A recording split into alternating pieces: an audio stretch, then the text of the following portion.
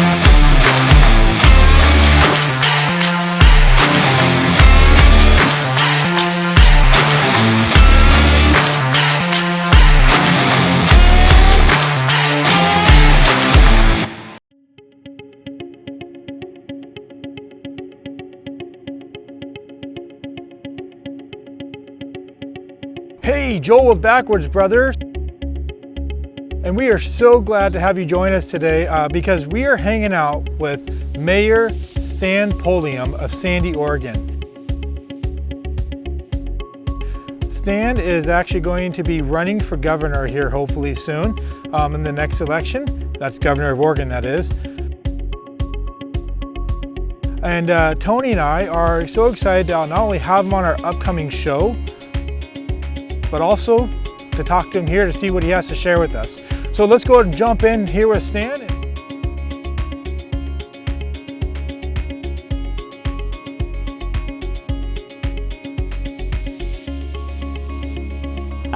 You know, we have been blessed in this kind of area here, more rural Clackamas County, to have some tremendous mayors, and Sean Drinkwine and Scott Kaiser out in Malala. You know, folks that see their Main Street small businesses struggling and see wildfires coming, or maybe it's a freeze and Scott Kaiser out there with Timber Unity and helping out his community. That's been great. And about community members and neighbors coming together to, you know, plan and discuss their own futures and their own destinies together as a community. And as I watched, you know, the pandemic first come, and all of a sudden Mayor said, you know, Governor Brown, please shut us down, do a statewide shutdown. I thought to myself, that's not what we're here to do. What we're here to do is to lead in our own communities, how our own communities see fit here locally on the ground. I want to ask you this real quick. When do you plan to make the decision to announce or to say yay or nay to running? Yeah, you know, I think it's going to be over the next couple of months. This is not really all planned out, mapped out. You know, we do our exploratory now, and then we're going to announce on this date. Really what it is we're spending the next several weeks traveling around the state, going to different communities, visiting with different mayors, really doing a listening tour. Because, you know, one thing I've learned as mayor is where the decisions are best made is at the local level. And so we want to hear what's going on in the different communities and really kind of develop a vision of what our administration as governor would look like that we can present in front of the people of Oregon. And we're solidly with the people. And as you watch our social media and our interaction, you know, we really are. We just won the Catalyst poll recently with, you know, a vote of the people, twice the amount as the second place challenger. But we're going to need the folks of Oregon to step up and support this campaign, and that's what we're actively seeking out right now. So what you're kind of saying is by the people, of the people, for the people. That's right. That's right. Kind of what you're going for there. That's what we're going for, and we're going to see what the people have to say about this run. I mean, I don't know what could be more foundational of an American setting than that. Yeah, well, that's right. Unfortunately, I think what we've seen, especially out of these kind of the ruling elite lately, is, you know, they hand down their edicts, their mandates on the rest of us without really taking the time to figure out what's happening here on the ground. And that's the exact last way I want to lead. I want to lead from the ground up. Definitely. Yeah, so I grew up in Sandy. It's my hometown. And so being someone who grew up here, I'm used to kind of Sandy the way it used to be. I participated in t-ball teams and basketball teams traveling around. Our local Main Street businesses, of course, would do their sponsorships and support that. And as I grew up here, you know, I became someone who became really civically minded. I participated in the Key Club, who's affiliated with the local Kiwanis Club. And the local community raised money and gave me the opportunity to travel around in high school and get different leadership opportunities. And the Mountain Festival had gone through some struggles. They talked about taking away the parade. I started up an effort to save the Sandy Mountain Festival parade because I wanted our daughters to go to Sandy Mountain Festival parades just like I had. So we jumped into the race. My wife, Mackenzie, was my campaign manager. We rolled up our sleeves and took on a 4-term popular incumbent and Bill King, who was mayor, and were successful on election night. And so it's been quite a year and a half, 2 years to be mayor of your hometown. But you know, I'm one that tends to believe that we're put places for a reason, and that certainly has bared true for me these last couple of years. Hey, Brother Joel and Mayor Stan. My goodness, man, it's so awesome to be able to be with you and talk with you. I'm very interested in knowing your top 3 priorities once you begin that journey. So as I mentioned, Tony's actually back in the studio. Okay. Hey, Tony. Hey, Tony. So he's talking in my ear right now, and I can hear him babble, and he's asking me all these questions and stuff. Sounds like Tony. Yeah, definitely. So if you could describe your top 3 priorities of what you're going to be running as, like, when whether you run or if you make it into to governorship, what are going to be your top 3 priorities you're going to carry the whole time? Yeah, so, you know, I hope when people look at me, they see someone who wants to restore our core functions of government, you know. In certain ways, I'm a little bit of a libertarian, especially after the last year. I do not want government in our lives. So when I think of core functions of government, I think of education, right? We should be providing an adequate education for our children so that they can thrive into the future. We're, as we talked about, nearly last place in every statistical category. We've got to get competition in our schools. We have to stand up to the government teacher unions that I believe are crippling our education system in this state. Got to handle education. The rest we've talked about mass homelessness going around. We've got to be able to deal with it. Now, a lot of politicians like to point out to this 9th Circuit course out of Boise that say that they're hamstrung in dealing with the issue. And I got to tell you, Joel, I'm just not down with being hamstrung on these issues. And I think there are things we can do. You know, basically that 9th Circuit Court decision says is if you're going to move a homeless camp along, you got to give them an alternative place to stay. And you know, you look around these communities, you look around the Portland area, there's all kinds of places that we can put, you know, homeless camps and everything else that are alternative housing that provides them and plugs them into services that gets them out of homelessness. Things like the Expo Center or the old horse track. And when I think of what other communities have done, like Modesto, California, so they do an inventory every morning where they go, where is the vacancies? Where is the alternative housing for homelessness? They do that inventory and they give it to their police officers. So when the police officer's dealing with the homeless camp, they say, hey, here's your alternative housing. You know, you need to move along. And it gives these people a better opportunity. Somewhere along the line, we have decided that it's more compassionate to have people living in an abandoned tent city parking lot, you know, self-medicating with heroin, than to actually compassionately step in and intervene and help these people, you know, through the personal crisis that they're in. And it's important to me that we show leadership as a governor and as a state on that important issue. And then finally is we've got to unleash the economic opportunity here in Oregon. You know, we're going to have small businesses that are fighting back after, you know, these COVID-19 shutdowns. And what we need to be able to do is, you know, provide an environment where our local businesses can flourish and put our Oregonians back to work and bring us all out of this.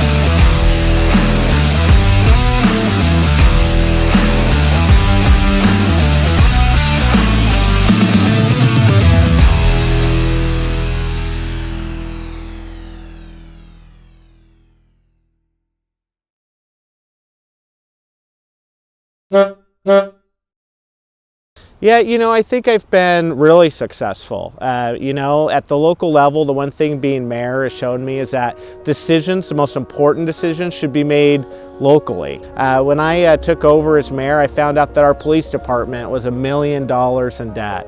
And not only did we fill that $1 million debt, we gave them a stable funding source that will allow the department's budget to grow along with our community. It's one of the fastest growing communities in Oregon, and have hired additional officers to put on the street. Wastewater, it's never really fun to talk about, but one of my first meetings I learned that we had a massive wastewater problem where we're actually being required by DEQ to have a new system by the year 2024. And the way we tackled that, we did it like Sandy, always does, innovative. And we brought neighbors together, we toured around different facilities, and we're going the direction of a wetlands project that will restore the old Roslyn Park and be much better for our environment and save our ratepayers nearly half as much the project costs. And I think back to SandyNet, our community, when our residents weren't getting adequate service to the internet, we blazed ahead and became the first community nationally to do local broadband internet and SandyNet for our community. That's what Sandy is, we look at problems, we tackle them as a community in an innovative way, and I just think, being a younger generation, I've just kind of added a little new spin on that, and it's been an exciting couple of years. But I'll tell you, to be mayor of your hometown on Mountain Festival weekend is cool. I mean, it's an incredible experience. From the music fair and feast in the evenings that the chamber puts on, to the parade that happens on Thursday, to giving out awards here at the amphitheater at Meinig Park, to walking through and looking at the different vendors with the kids, and running into people you went to high school with that are back into town to visit, and you're talking to them as mayor, now as Sandy. This is one of the most memorable experiences of my entire life, long enough time of being mayor. Our neighbors come out and support our local Main Street small businesses during these lockdowns, watching our community galvanize during the wildfires that happen. Just as mayor, you hype up your community a lot, you're kind of the cheerleader for it, and it's pretty amazing to see that it's not just hype. It's not just you cheerleading it, it actually is everything that you believe it is. Think about this, we're talking about, and something I forgot to mention is the support of our police departments. We're in the midst of this defund the police movement that's going on. We've seen the ramifications of what happens in Portland when you do that. You end up with riots every night, huge increases of gun violence and stuff going on in Portland. And we got to support our police. So we would look to double to triple the size of the state police, restore them to the size that they once were. These are the folks on the front lines. Additionally, Joel, when I grew up in local civics classes and stuff, my understanding always was that it was the National Guard that was supposed to be taking care of our state here locally, right? I served with the National Guard. You did? Myself. I was there. I've been there for the various different things around the state we had to jump to. Definitely what the National Guard is there for is to be there to help support the state at any crisis, whether that be riots in downtown or a flood. Well, I was going to say, so think about what we have gone through over this last year and a half. We have riots in downtown Portland. We have mass homelessness going on in our trails and in our downtown core. We have boarded up storefronts. We've had an unprecedented wildfire season. And this isn't because the National Guard isn't up to the job. The National Guard is one of the true treasures of our country, quite frankly, and here in Oregon locally. And so, we got to put these folks to the front lines, to where the crisis is taking place. And why that hasn't been done is, quite frankly, bewildering to me. Being the fact that we have such a division in our country. Yeah.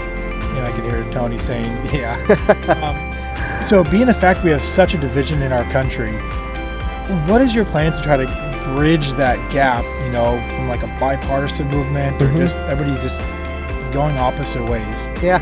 Well, I always compare it to the couple that, when they date, all they do is spend time talking about all the things they have in common. And then you get married and you focus on all the things that you have that are different, between you. And I think we do too much of that as Oregonians and Americans, when there's so much more that unites us. And Ronald Reagan used to have kind of a philosophy that, the person that agrees with me 70% of the time is not my enemy, they're my friend. And so focusing on those qualities that unite us as Oregonians, I talk to Democrat legislators all the time, but when we talk, we don't spend a lot of time talking about where we disagree. We try to find those issues in which we agree, and we put those in, the front of our agenda. And that's quite honestly how we behave as a Sandy City Council. We have a very diverse council as far as thought and opinion, and yet we find the ways to tackle issues in the ways in which we agree and that we can unite behind. And I think a lot of it is Mackenzie and I, we're kind of a younger generation. We have a young family. We would be the first, family in the last 40 years in the governor's mansion with kids in public school. And we're a middle-class family living in a middle-class neighborhood with kids in public school that both work full-time, and I think a lot of people can understand those challenges that we face, and that's not Republican or Democrat, that's just, Oregonian. And, talking about those things is a way to unite people instead of focusing on how to divide us.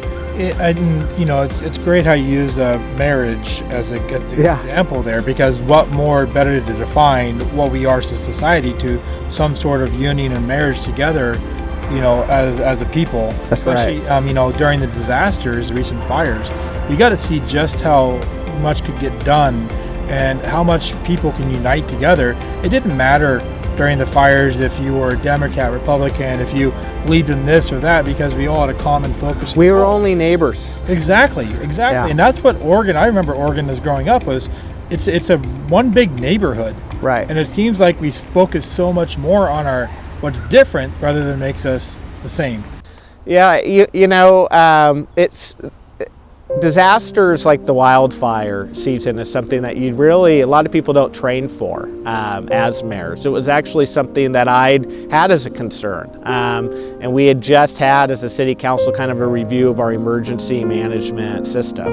And as mayor, you should know the business leaders in your community. You should know the faith-based community leaders. You should know the nonprofit leaders and really sit at an intersection of the information flow for that. So that's really what I strive to do as mayor during that time. I'm additionally on the board for the Sandy Community Action Center, which is the food banks, food relief center here in the area. My wife Mackenzie's on the board for Sandy Helping Hands. And of course with that, mixed with being mayor, you kind of know what's going on in the community. And so we jumped right into food relief efforts during the time of the pandemic. We had people in the communities of Malala and Estacada and up the mountain that were evacuated before us, and then we were later evacuated, but we had a lot of people coming into our community that was really in a time of need. So we worked with the local business, Les Schwab, and we created a food relief center. We had the gals from Sandy Helping Hands that my wife Mackenzie helped activate there, really working the front lines of that food relief center. We had an incredible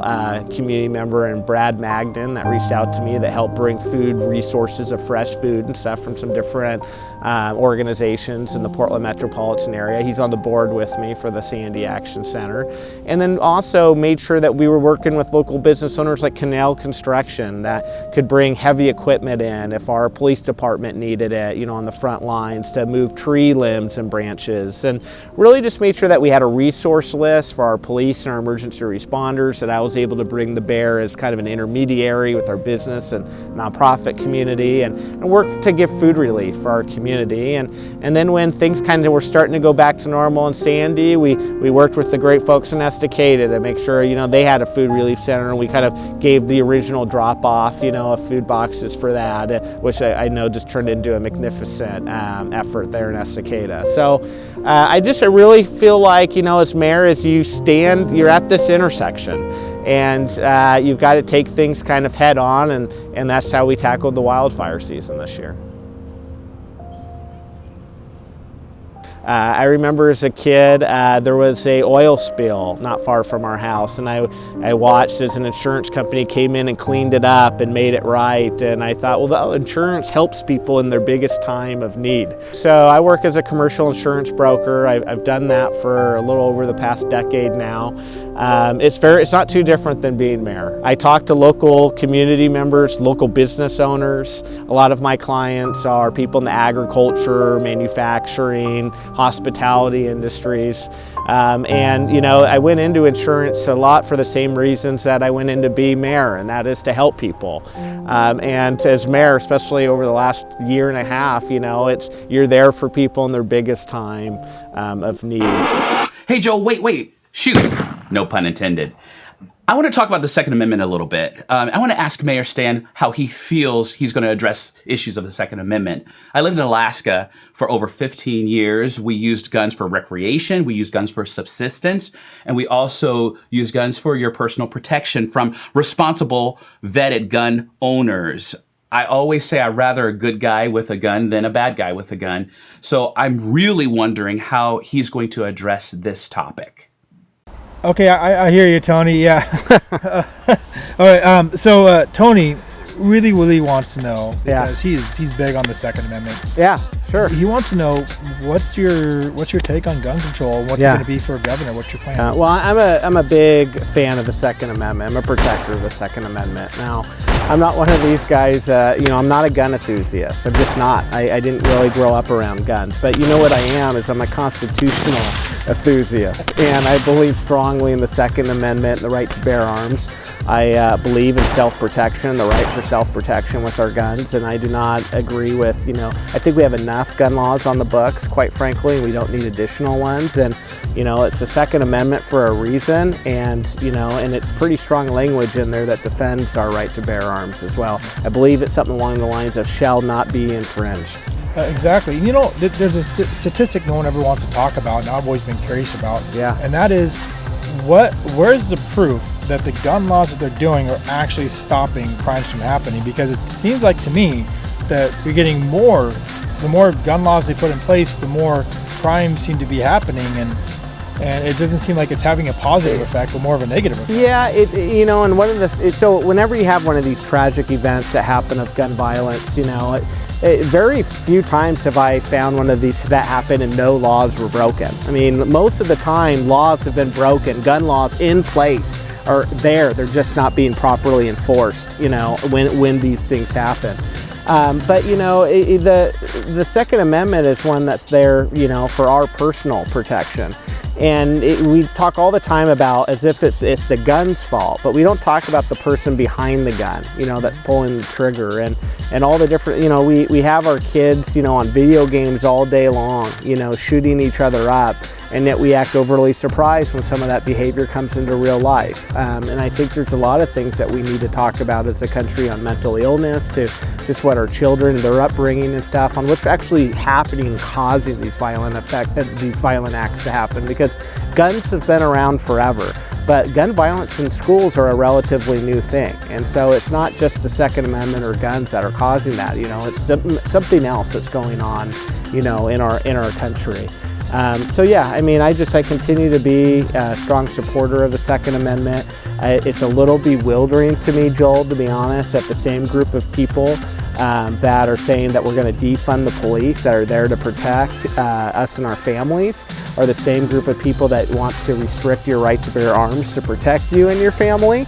You know, that doesn't all add up to me, quite honestly. And so, yeah.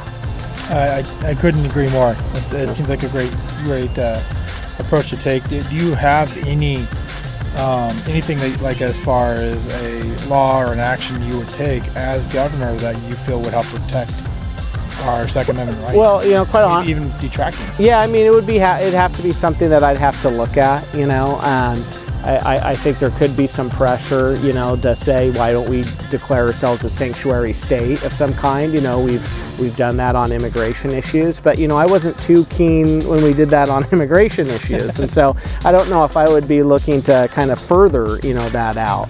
But so, you know, I can tell you this, you know, I'm certainly willing to look at any kind of laws or anything I can do to strengthen our Second Amendment rights to bear arms.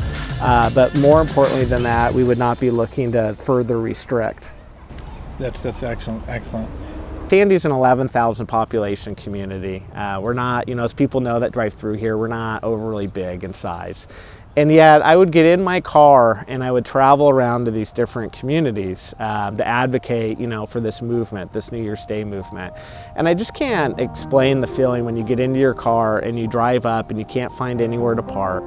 And you get out and you see all these people, all gathered for an event, and you realize they're there for you. They're there to see you speak about the movement. And I would say that was the craziest part. And I got in my car and I went to the Dalles, and they filled up a restaurant to hear what we had to say. And Malala had a huge event. And just last weekend, or maybe it was the weekend before, we were in Madras, my family and I, and we found a Mexican restaurant to sit down and have dinner at. And the owner and the cook came out from the back and said, "I recognize you under that mask," and gave us fist bumps. And we're just in a completely different town a couple of hours away, and that's happening. So I would just say, just watching kind of what we're saying and what we're doing in here in Sandy kind of spread throughout the state and the movement grow. That's been pretty wild. That's been a crazy experience. So when I would work with legislators in the past, I remember Conrad Burns, who was a U.S. Senator in Montana, once said to me, "Stan, you can't be in this business if you don't like people." And that has been my strength. I beat a 4-term incumbent mayor, and there were a lot of city councilors that were on city council with that mayor and really liked that mayor. And because he is a great guy. So I reached out to individual councilors and talked to them about their goals for the community and what their interests are, and found a way to really plug us all in around a common vision of shared ideas and vision for our community. It's a big reason why I think that our community needs to be the place where these decisions are made, our school boards and our city councils, because we're neighbors and we all have to live here together. And a lot of us, we have dreams of our kids and our grandkids returning and living in these same communities that we do. We have a vested interest in our future. So I would say my ability to bring people together, and to bring together a common vision. We're a team. We're a team of neighbors that are just trying to improve our community. And as long as we all have that mindset, we're gonna chug ahead successfully together. That's my strength. My strength is definitely to be able to listen to people, find common interests, develop a common vision, and bring us together to solve problems. My mom and dad, Tony and Sue Pulliam, are small business owners. And so I grew up in a house watching them fight for that business every single day. I remember my dad was working 2 jobs, one for McCall Heating Oil as a delivery guy, and for Bunzel Food Service, delivering food to Kentucky Fried Chickens throughout the West Coast. And my mom and dad dreamed big and decided that they wanted to have their own transportation business. And I watched as my mom and dad, they started that business. They had a phone that was in our dining room, that sat on our dining room table, plugged into the wall, that rang maybe 2 times a day. And they fought for that business to a point where us kids grew up not wanting a lot, and put all 3 of us through college. And that really just left me with this unwavering belief in the American dream, and for small business, and what can be done if we just get rid of government, over-regulation, and into just average everyday people's way. When I talk to these small business owners and I fight for them, people ask, where does this energy come from to support these local businesses? And it's because when I look into their eyes and I see that desperation, I see, my mom and dad looking back at me for that. Another memory is my great-grandfather, Stan. He was a traveling sales guy, and had a thirst for kind of politics and public service. So as I would ride around with him, he'd be giving me all these sales techniques and be talking about politics. And so of course I go into insurance sales and into politics. And so I'd go help him out at his shop. He would get up at 4 a.m. and wake me up with him and take me in. He liked to get all the lights on and turn the heat on and get, his business ready to go. And I'd help him with those things. And he promised me at the end of the week for helping him out, he'd give me $100. It was $100 he was going to give me. And I'll never forget, he writes down on a piece of paper $100. And then he takes out federal taxes, state taxes, Social Security, and several others. And it left me with about $60. And that was the day that, my grandpa Stan made me a fiscal conservative. He made me a Republican that day. And so really those are the memories kind of growing up. And so, it's community and my family that really has kind of brought me to be the person and leader that I am today. Hey, Brother Joel, I have a question for Stan about disability support services and rehabilitation. As I had said earlier, I had to have people go out and perform subsistence for me when I lived in Alaska to feed my family.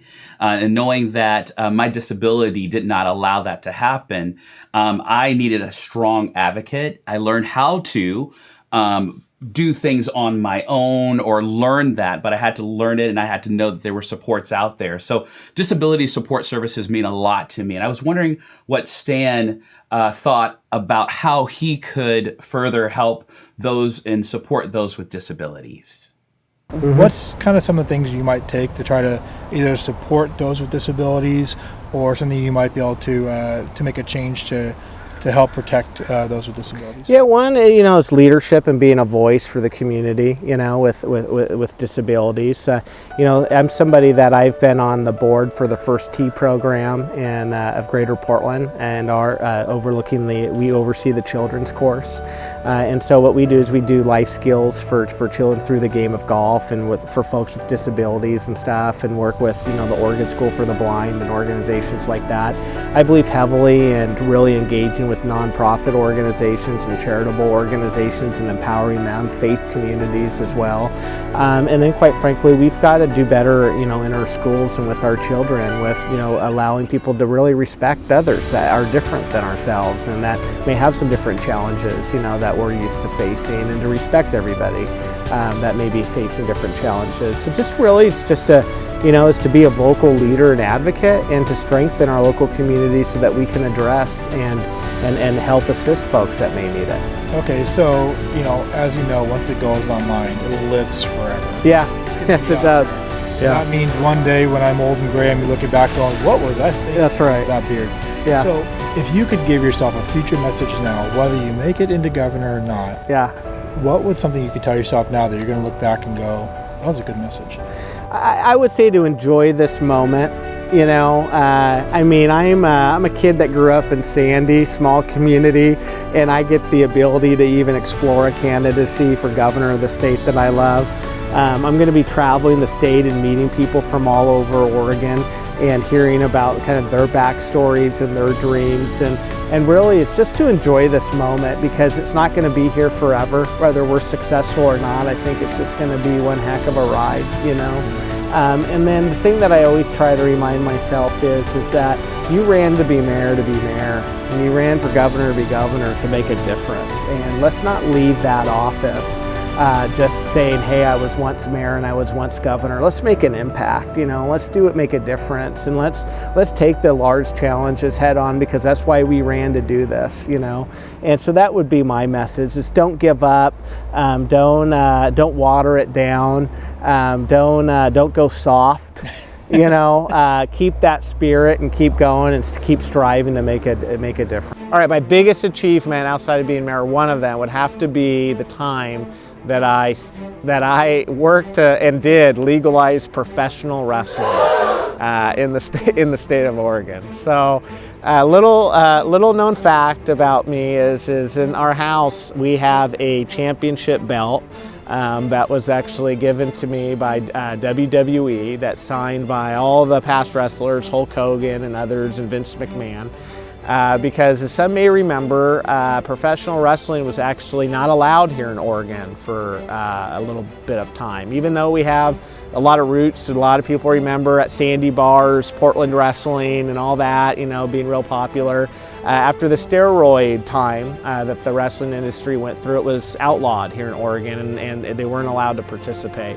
And so I'll never forget, I'm a young legislative aide working in Salem Capitol, and we're out to dinner one night with some different legislators, and wrestling's on TV.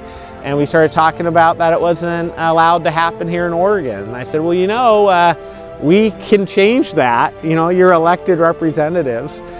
So I called the Oregon Wrestling and Boxing and Wrestling Commission that oversees it, figured out kind of what their problem was on why they didn't want it, called WWE and had some conversations on why they were no longer, participating, and we were able to come to a compromise. And as a result, we were able to pass through the state legislature at the time, and Governor Ted Kulongoski signed a bill that legalized and allowed wrestling to come back here in Oregon. I'm a work in progress, like we all are. I try to put family first. I think if anything, this last year and a half of this pandemic and kind of the lifestyle changes it's made for most of us, it's shown us really what's important. And to me, that's my wife Mackenzie and our two little girls, Lucy and Olivia. So I try to balance that with what's happening here in the city and all the demands on the time. But my family feels called. We feel called to civic action and to civic duty.